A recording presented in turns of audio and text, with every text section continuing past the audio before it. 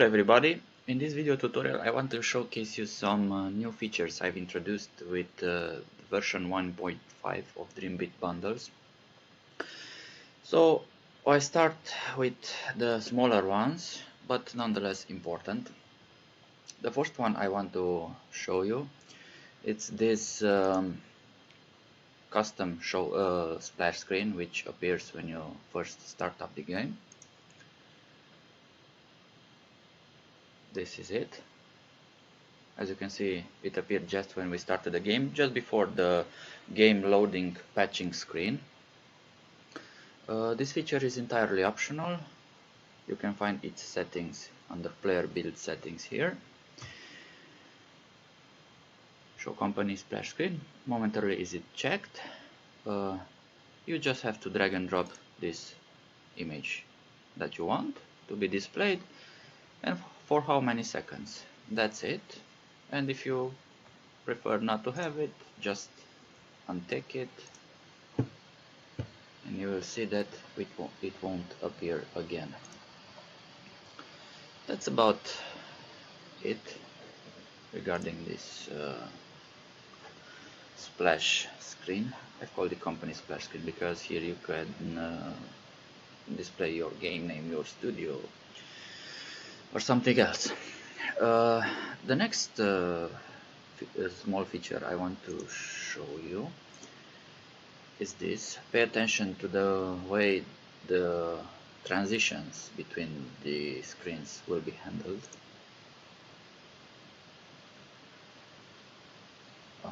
As you can see, now we have some cool fade in, fade out effects when changing from one screen to another. This adds a little more polished appearance to your game rather than abruptly changing screens, as you can see. Technically it's easy to achieve this effect. Go to some scripts and I'll show you. In Dreambit Bundles UI class you have this set splash visibility, which was already here up until this version also, but it had only this bool parameter which hidden or shown the splash screen. When I say splash screen, I refer to those screens which appeared during level progress with the progress bar and custom image. But now we have this parameter fade transition with an implicit value, and the fade time. This is the amount of time how much that fade effect should last. These are implicit values. Of course, if you want, when you will invoke this method, you can pass false for this or any other value you like, or just change these implicit values if you want to get rid of this effect altogether by default. That's about it. This new fade screen transition. Last but not least, in this batch of smaller features, I want to show you the dialog alert system. For example, we have in the main menu this confirmation dialog right here with some cool DBB themed graphics. On the coding side, it is very easy to invoke. I've tried to keep it as one-liner. We'll go to demo menu UI handler class, which handles the main menu buttons, and here it is. Well, it's a one-liner, but I formatted to be more visible. You have the Dreambit Bundles UI class again with these methods right here. Show simple alert, we'll test it right away. Shows with its async counterpart, the confirmation dialog method, and its async counterpart. The async counterparts are very useful if, for example, you want to present your players with an information, and right after they dismiss that dialog, you want the game or whatever task it was performing to continue, but only after you display that dialog. We'll test this in a minute. So as you can see, you just have to pass a message, button text, and an alert type. Alert types are three: information, warning, and error. And when passing different values for this enum, a different kind of sac will be displayed. As you can see here, this icon right here will change according to that parameter.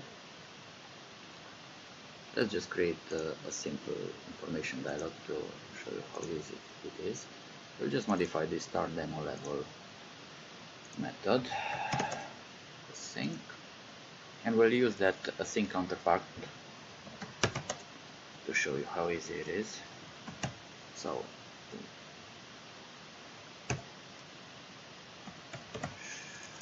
we want to simple alert, starting level, the button text, and we'll just say it's an information. That's it. And now when we run the scene,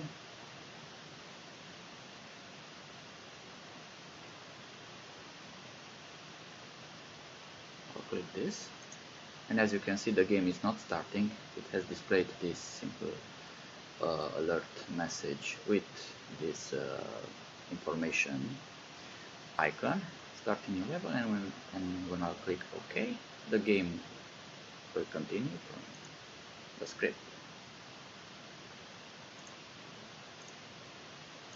We'll continue from this line to this, and as you could have seen, that's the purpose of using this async version. If I would use only the simple version, the outcome would have been a little bit different. The dialog would have still been shown, but the execution of the code would have continued past that line. As you can see, the game started loading and with this displayed. So that's about it. This the batch of these smaller features will continue to the two big features, and I can say some game changer features. So before moving on, make sure you are familiar with other core Dreambit bundles concepts, such as the asset bundling methods and the server deployment one. You can do this by watching the other in-depth videos or even the quick demo ones. Also, you can find publicly available the Dreambit bundles manual linked in the product page on the Unity Asset Store. So, a feature that I anticipated for a long time to have it for my own needs, and now yours, is the binary self-patching system. It is a feature which I wanted to introduce right from the beginning in version 1.0, but at that moment I did not have the technical knowledges to do so.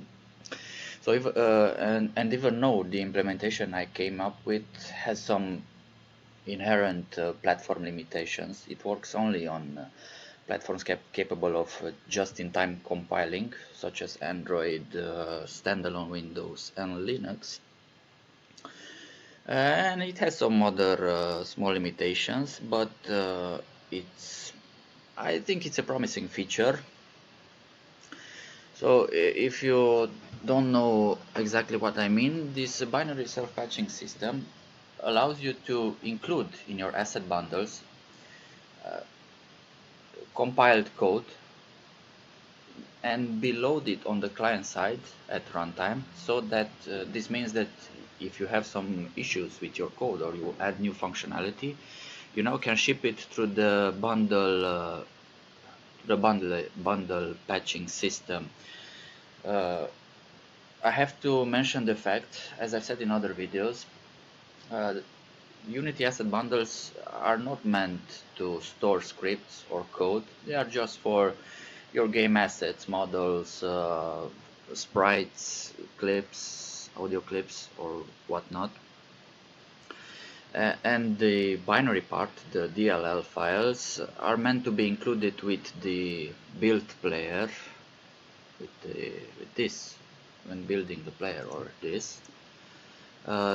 They are the the script, your scripts and unities are included with that build, and as long as they are concerned, to update your game, you have to rebuild the player and redeploy it to your clients. For example, on Android, you have to rebuild the APK files, upload it to the Google Play Store, and your clients, your customers, will be notified on their phones, download the new APK, and that was the default method of shipping binary patches, new codes, or patched existing code. The asset bundling system which DBB offered was meant only for the bigger assets, game assets, such as I said, models, textures, and other resources your game needs.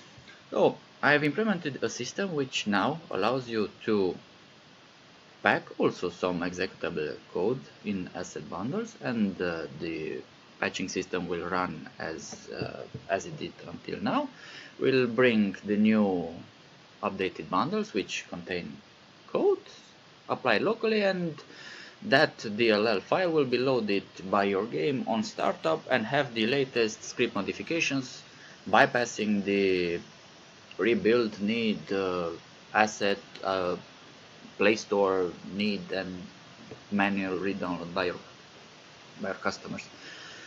So this new system I've implemented, as you can see, I've implemented as a Dream plugin. If you don't know what these Dream plugins are, I recommend you, as I've said, watching the other videos and maybe reading the manual. But for simplicity, they are just some expansion modules to the core mechanism.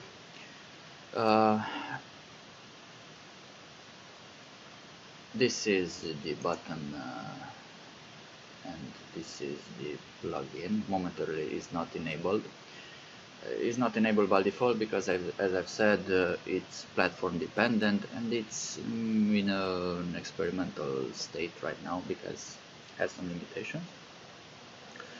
So we'll just have a live demonstration. I'll make live demonstration of it, and I'll explain along the way some features, some core concepts.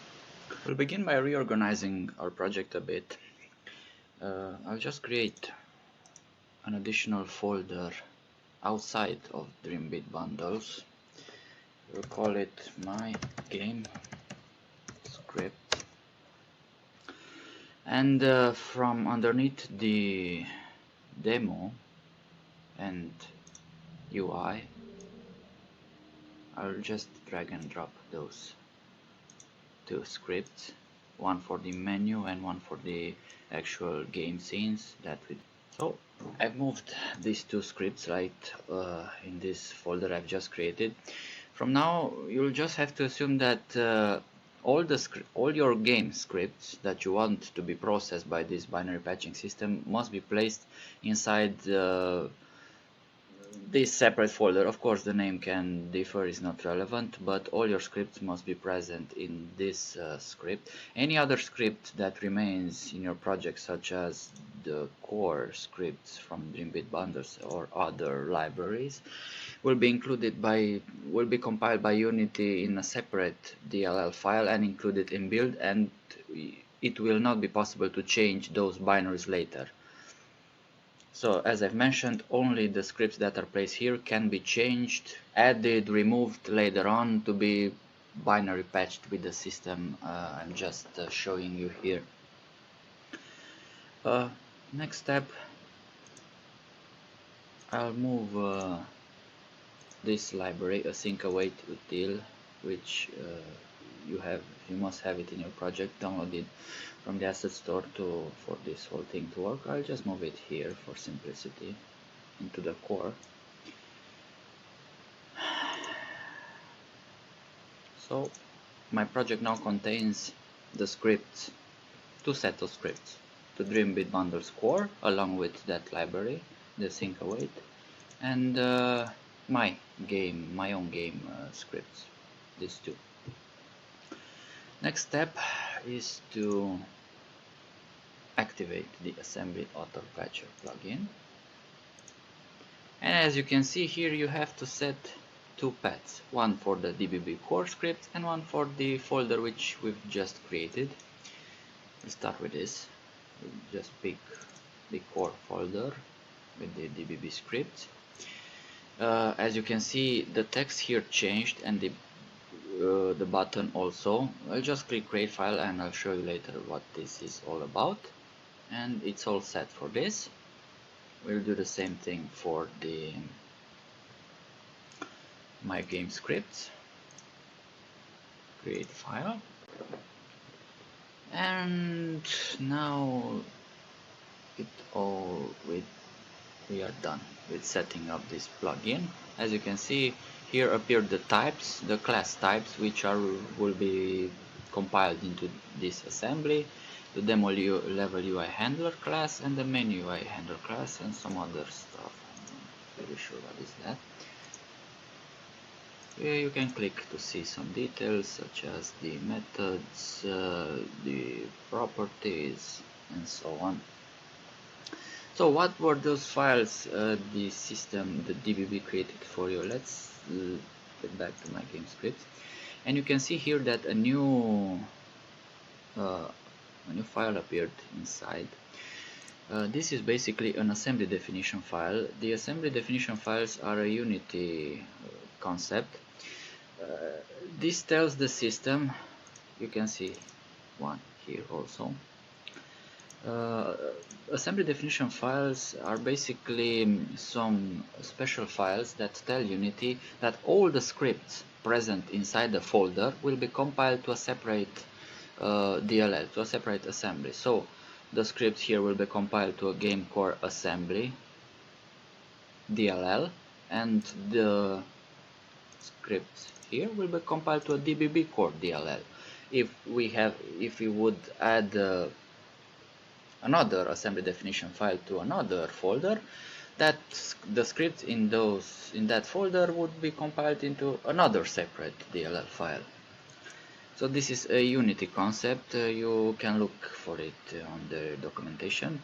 Also, I have to mention the fact that the script here is not necessary to be on the root folder. You can create as many subfolders as you like to group your scripts into something more relevant to you, to your project. So I've separated the script. I've enabled the assembly auto patcher, set it up. It's all green. Now a very important step here. This is the second big feature which this update comes with. It's the digital signing feature present here. It's very relevant when using the assembly auto patcher, because now you will have compiled code in your bundles. So in order for the bundles to protect your bundles from tampering against hackers, especially when they are transported or when they are stored on your FTP server, you have the opportunity to digital sign them. DBB will not let you build the plugin until you have enabled that. I'll enter into a bit more details regarding this feature later. I'll just enable and generate.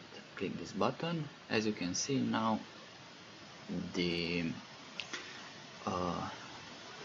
keys will be generated and this feature will be ready, and we are all set to check the binary self-patching system. For this, we'll just select all the operations here build the bundles, build the player, and upload the bundles. And we'll click perform selected. Now the bundles will be built, the game bundles, the plugin bundles, the new player, and of course the bundles will be uploaded to a local server. After running the build player and see that all is okay and the game starts as usual, we'll come back into the project and we'll patch a bit the two scripts to see the changes replicated after that to be replicated on the build player.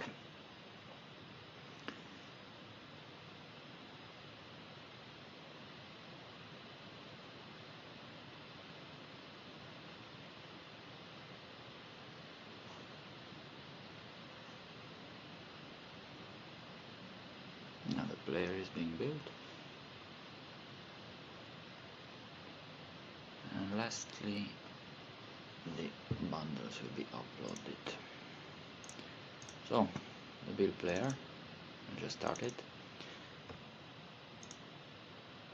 and it should work as usual.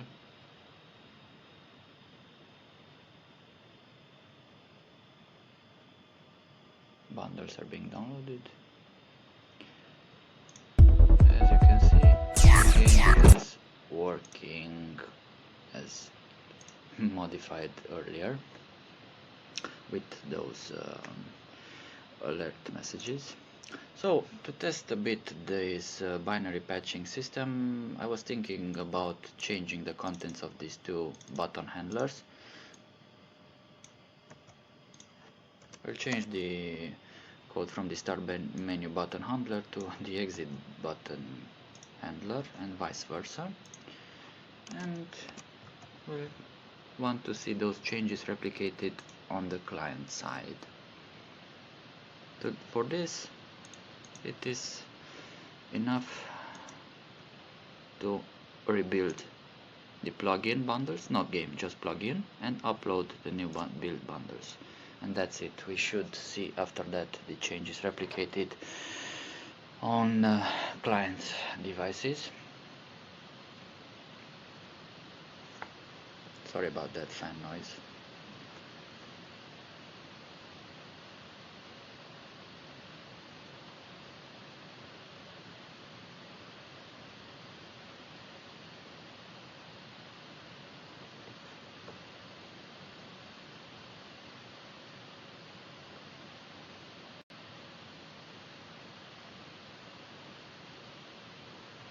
All done, and we'll just start again the player, and we expect to see the button functionality is reversed.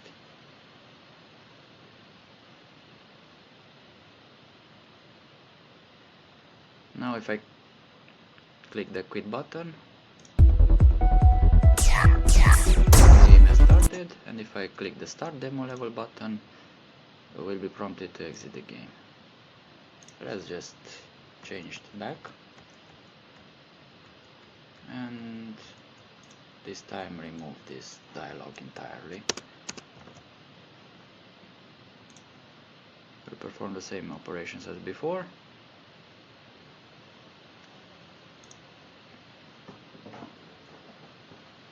And we'll expect to see the functionality restored. After that, we'll talk a bit about some known limitations. Of course, there might be other limitations which I haven't yet encountered, which I rely on you to contact me if you do find some limitations. Maybe I'll attempt to patch them if it is possible. Let's first just see that the game functionality has been restored by the means of the binary patcher. As you can see, the binary patcher is transparent for your users. It just uses the same old asset bundling mechanism. Is nothing new regarding the UI or the game functionality.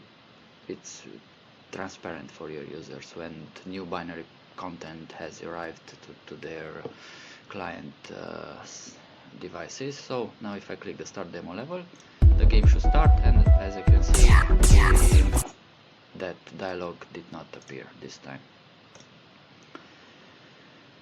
So it's all good. To show you one limitation which I've encountered, it's easier to put it into demonstration. For that, we look again for the demo part of the project. The demo level has other scripts, those that control the spaceships, the player, and we'll just move all those scripts to my game scripts. So from props, nothing. In MISC, I have a few. Remove those also. Lightning, nothing. Environment, enemies should have. Remove those.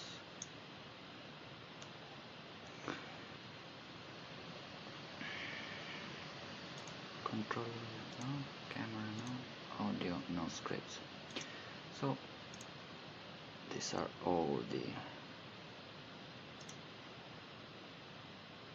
scripts, and now I'll just run again the build plugin bundles and upload, and I'll show you client side what's happening.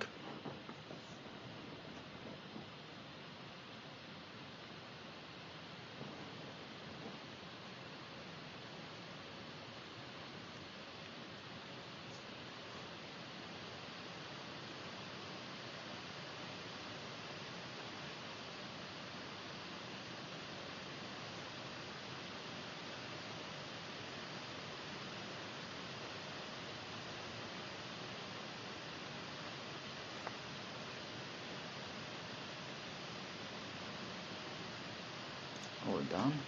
So now when we open the player again with all those scripts compiled into the dynamic assembly, to say it so, we stumble across a particular case, an issue in this case.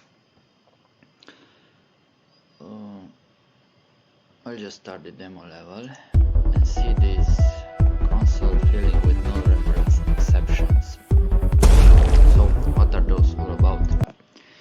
Well, after doing some investigations, I could find the following case to be true. We have in the project we have the DOM player ship which you control in that particular scene. This script has this prefab has this particular script, DOM player controller, and you see here it has a boundary property which you instantiate in the editor and fill it with some values. The type behind this property is this one, DOM boundary. It's created by the good people at Unity who provided this demo, so it's not a built-in type, it's created, it's a custom type marked as serializable, and you can see here it's that property, DOM boundary. And you would expect that the property which was created in the editor, you would expect that at runtime it has a value and it's filled with its inner properties are filled with these values provided right here. But I found out that when running the game on the external player, okay, in this case on Windows, this property here is null. So for some reason it is never instantiated as it is instructed here to be instantiated and have these values. So at runtime this will be null. So you would probably have to instantiate it in code in the void start method, do boundary equal new down boundary and pass the values that are here rather than filling them in the inspector. This is the problem I could find. I wasn't able to determine its cause. It is somehow related to this binary patching system, which loads uh, at runtime the DLL generated from this script and is not included with the Unity as it expects. So it's something related to Unity, I'm not sure what. I must mention the fact that if this property would have been a vector2 or a vector3 or bounds or other Unity built-in type, it wouldn't have been a problem. It would be instantiated and have the correct values at runtime. Only for the custom types you create and mark them as serializable to be displayed in the editor, this case is true. So you fill some values in your configuration, in your script configuration, but at runtime they are null. That's the limitation I could find up until now. So to me is not such a big issue. When I'll encounter such cases, I'll just instantiate it from code. I'm not sure for you, but for me this is not such a big issue.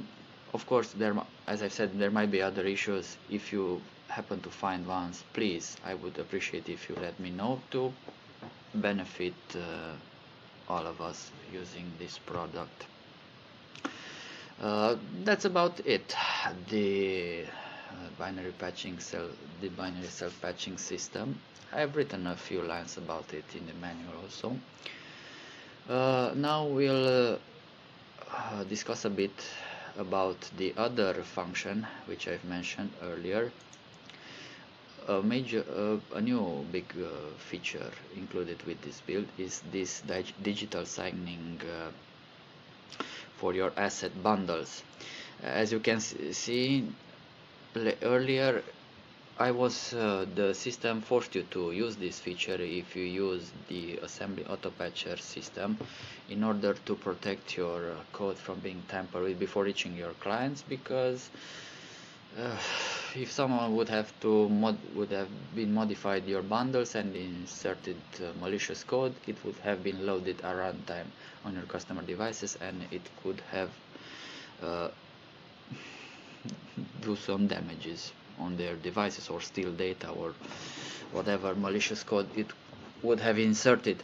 So what is this digital signing mechanism all about? Well, it's a cryptographic mechanism based on a private public key system based on RSA algorithm with SHA-256 for the data hashing. It basically just, when you build your bundles, it computes some hash of your data and on the client side, when the client attempts to download it, after it downloads the bundle, it verifies that hash against the received bundle, and if your bundles are not correct, they have been tampered during transport or while they are being stored on the server, the client will just reject them.